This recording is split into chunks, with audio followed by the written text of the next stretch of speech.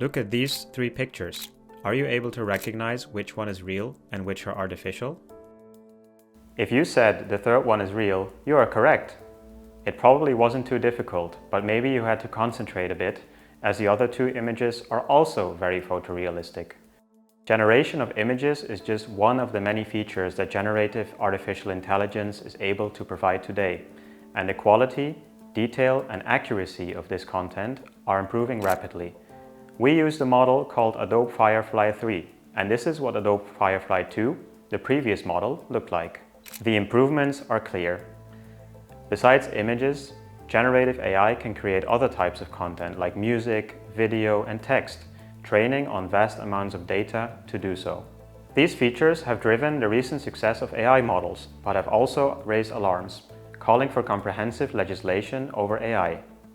The European Union was the first to do so. In November 2022, OpenAI presented ChatGPT-3, a revolutionary and accessible chatbot and language model that gave the world a glimpse of the power of artificial intelligence.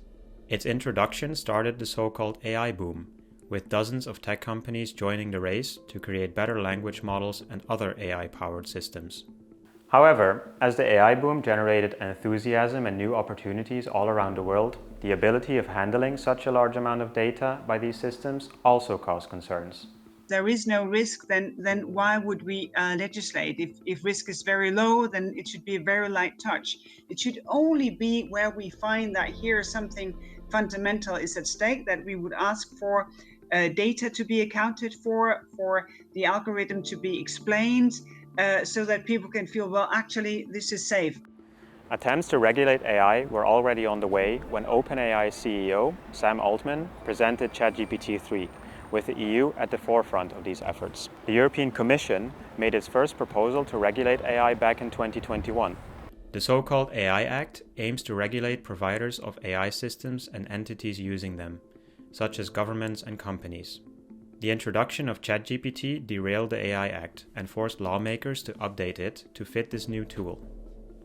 Ultimately, the European Parliament amended and approved the legislation in March 2024. On the 21st of May, EU member states and the Council of the EU, the bloc's other co-legislator, gave the final green light to the AI Act. But how does the AI Act aim to ensure that artificial intelligence does not pose risks to users? The AI Act aims to classify and regulate AI systems based on their potential to cause harm. AI practices that present an unacceptable risk, such as systems capable of manipulating human behavior or conducting real-time remote biometric identification in public spaces, would be banned.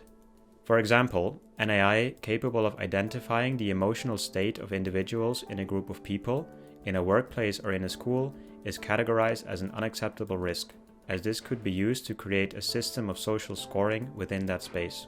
An AI that tries to manipulate us to convince us to vote for someone is also an unacceptable risk. AI that present less severe risks will be subject to safety obligations. AI such as ChatGPT must comply with transparency requirements, such as informing the public that they are interacting with artificially generated content and banning illegal content. In order to apply the AI Act, the regulation also stipulates the creation of an AI office within the European Commission. The European Parliament's rapporteur for the law, Italian MEP Brando Benifei, called the approval of the law a historical decision. However, the AI Act wasn't positively welcomed by everybody. Some criticized the broad definition of AI, that could also include simpler software that cannot be considered an AI. Another recurrent criticism was that it could negatively affect EU companies, making them less competitive in the field compared to American or Chinese ones. Following the approval by the Council of the EU, some features of the law will be enforced by the end of 2024. Regulating AI is a challenging exercise, as this industry has just begun to rise, and the implications, positive and negative, have not yet unfolded. By presenting the first regulation on the topic, the EU is on a path to set global standards in the field. Visit the European Newsroom if you want to find out more, and subscribe to our channel for more related content.